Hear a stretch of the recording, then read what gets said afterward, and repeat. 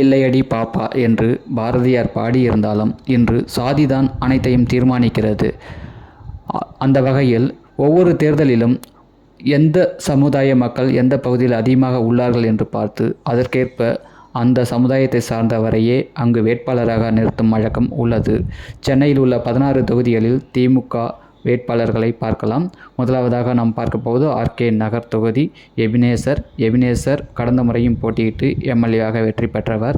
மீண்டும் அவருக்கு வாய்ப்பு கொடுக்கப்பட்டுள்ளது. இவர் கிறிஸ்தவர் மதத்தை சார்ந்தவர். இவருக்கு ஆர்கே நகர் தொகுதியில் மீண்டும் வாய்ப்பு கொடுக்கப்பட்டுள்ளது.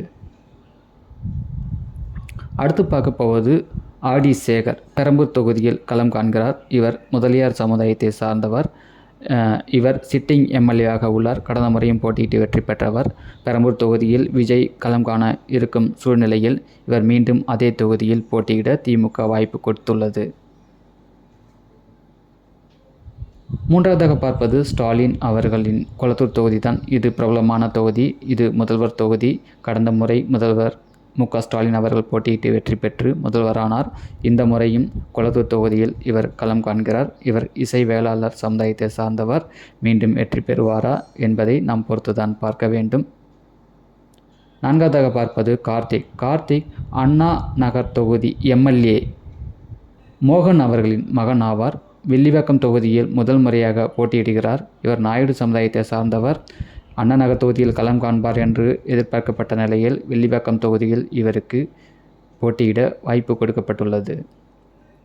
அடுத்து ரவிச்சந்திரன் திருவிக நகர் தொகுதியில் போட்டியிடுகிறார். இவர் முதல் முறையாக போட்டியிடுகிறார். இவருக்கு திமுக சார்பில் வாய்ப்பு வழங்கப்பட்டுள்ளது. இவர் பறையர் சமுதாயத்தை சார்ந்தவர். இவருக்கு திருவிக நகர் தொகுதியில் போட்டியிட வாய்ப்பு வழங்கப்பட்டுள்ளது. அடுத்து நம்ம பார்த்தோம்னா தமிழன் பிரசன்னா. இவர் டிவி விவாதங்களில் வருபவர். திமுக சார்பாக பேசுவார். இவர் எழும்பூர் தொகுதியில் போட்டியிடுகிறார். இவர் பறையர் சமுதாயத்தை சார்ந்தவர். கடந்த முறையே இவருக்கு வாய்ப்பு வழங்கப்படும் என்று எதிர்பார்க்கப்பட்டது. தற்போது அவருக்கு வாய்ப்பு வழங்கப்பட்டுள்ளது. எழும்பூர் தொகுதியில் களம் காண்கிறார் தமிழன் பிரசன்னா. அடுத்து சுபைர்கான் ராயபுரம் தொகுதியில் களம் காண்கிறார். ராயபுரம் தொகுதியில் அதிமுக சார்பாக ஜெயக்குமார் முன்னாள் அமைச்சர் களம் காண்கிறார். அவரை எதிர்த்து சுபைர்கான் நிறுத்தப்பட்டுள்ளார். இவர் இஸ்லாமியர் மதத்தை சார்ந்தவர். சிறுபான்மை வாக்குகளை பெற்று இவர் வெற்றி பெறுவாரா என்பதை பொறுத்துதான் பார்க்க வேண்டும். சேகர்பாபு துறைமுகம் தொகுதியில் போட்டியிடுகிறார். கடந்த முறையும் துறைமுகம் தொகுதியில் போட்டியிட்டு வெற்றி பெற்று இவர் அறநிலைத்துறை அமைச்சராக உள்ளார். இவர் நாயுடு சமுதாயத்தை சார்ந்தவர். மீண்டும் சேகர்பாபு துறைமுகம் தொகுதியில் களம் காண்கிறார். இவர் ஸ்டாலின் அவர்களுக்கு மிகவும் நெருக்கமானவர், பாராட்டை பெற்றவர். இவர் சேகர்பாபு அல்ல செயல்பாபு என்று பாராட்டப்பட்டவர். அடுத்து உதயநிதி ஸ்டாலின் சேப்பாக்கம் தொகுதியில் மீண்டும் களம் காண்கிறார். இவர் இசை வேளாளர் சமுதாயத்தை சார்ந்தவர். துணை முதல்வராக உள்ளார். உதயநிதி ஸ்டாலின் மீண்டும் சேப்பாக்கம் தொகுதியில் களம் காண்கிறார். இவருக்கு வெற்றி வாய்ப்பு எப்படி உள்ளது என்பதை பொறுத்து பார்க்க வேண்டும். அங்கு சிறுபான்மை வாக்குகள் மிகவும் அதிகமாக உள்ளது. எழிலன் நாகநாதன் 1000 விளக்கு தொகுதியில் சிட்டிங் எம்எல்ஏவாக உள்ளார். கடந்த முறையும் அங்கு போட்டியிட்டு வெற்றி பெற்றவர். துளுவ வேளாளர் சமுதாயத்தை சார்ந்தவர். மீண்டும் எழிலன் நாகநாதன் அவர்களுக்கு வாய்ப்பு கொடுக்கப்பட்டுள்ளது. இவர் உதயநிதி அவர்களுக்கு மிகவும் நெருக்கமானவர். மீண்டும் இவருக்கு வாய்ப்பு வழங்கப்பட்டுள்ளது 1000 விளக்கு தொகுதியில். ராஜா அன்பழகன். இவர் முன்னாள் எம்எல்ஏ அன்பழகன், பழக்கடை அன்பழகன் என்று கூறப்படுவார்கள். அவருடைய மகன் ஆவார். அவருக்கு டி நகர் தொகுதியில் மீண்டும் போட்டியிட வாய்ப்பு வழங்கப்பட்டுள்ளது. இவர் துளுவ வேளாளர் சமுதாயத்தை சார்ந்தவர். இவர் தந்தை காலங்காலமாக எம்எல்ஏவாக இருந்தார் டி நகர் தொகுதியில். அதே தொகுதியில் மீண்டும் அவருடைய மகன் களம் காண்கிறார்.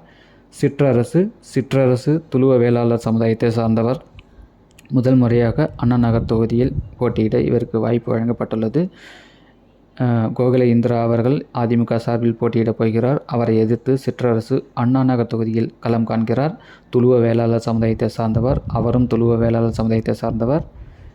பிரபாகர் ராஜா விருகம்பாக்கம் தொகுதியில் சிட்டிங் எம்எல்ஏவாக உள்ளார். இவர் நாடார் சமுதாயத்தை சார்ந்தவர். இவர் பிரபாகர் ராஜா அவர்களின் தந்தை விக்ரமராஜா. அவர் வணிக பேரவை சங்க தலைவராக உள்ளார். அவருடைய மகன்தான் பிரபாகர் ராஜா சிட்டிங் எம்எல்ஏவாக இருக்கிறார். விருகம்பாக்கம் தொகுதியில் மீண்டும் களங்காண வாய்ப்பு வழங்கப்பட்டுள்ளது. மயிலை வேலு சிட்டிங் எம்எல்ஏவாக உள்ளார். மயிலாப்பூர் தொகுதியில் கடந்த முறையும் போட்டியிட்டு வெற்றி பெற்றவர். மீண்டும் அதே தொகுதியில் போட்டியிட இவருக்கு வாய்ப்பு வழங்கப்பட்டுள்ளது. இவர் நாடார் சமுதாயத்தை சார்ந்தவர். மயிலைவேலு மீண்டும் மயிலாப்பூர் தொகுதியில் தமிழிசை சவுந்தரராஜன் அவர்களை எதிர்த்து களம் காண்கிறார். திமுக சார்பில் அவரை நிறுத்தப்பட்டுள்ளார். மா. சுப்பிரமணியன் இப்போதைக்கு அமைச்சராக உள்ளார். மிகவும் பிரபலமானவர். இவருடைய மீது பல குற்றச்சாட்டுகள் வைக்கப்பட்டாலும் மீண்டும் சைதாப்பேட்டை தொகுதியில் அவர் போட்டியிட வாய்ப்பு வழங்கப்பட்டுள்ளது. இவர் பர்வதராஜகுல மீனவர் என்று அழைக்கப்படும் பர்வதராஜகுல சமூகத்தை சார்ந்தவர். சிட்டிங் எம்எல்ஏ, அமைச்சர். மீண்டும் வாய்ப்பு கொடுக்கப்பட்டுள்ளது. சென்னையில் உள்ள 16 தொகுதியில் 15 தொகுதிகளில் திமுகவை நேரடியாக களம் கண்டாலும் வேளச்சேரி தொகுதியில் காங்கிரஸுக்கு ஒதுக்கப்பட்டுள்ளது. ஹசன் மௌலானா போட்டியிடுகிறார். வேளச்சேரி தொகுதியில் மீண்டும் போட்டியிடுகிறார். இவர் சிட்டிங் எம்எல்ஏவாக உள்ளார். வேளச்சேரி தொகுதியில் இஸ்லாமியர் மதத்தை சார்ந்தவர்.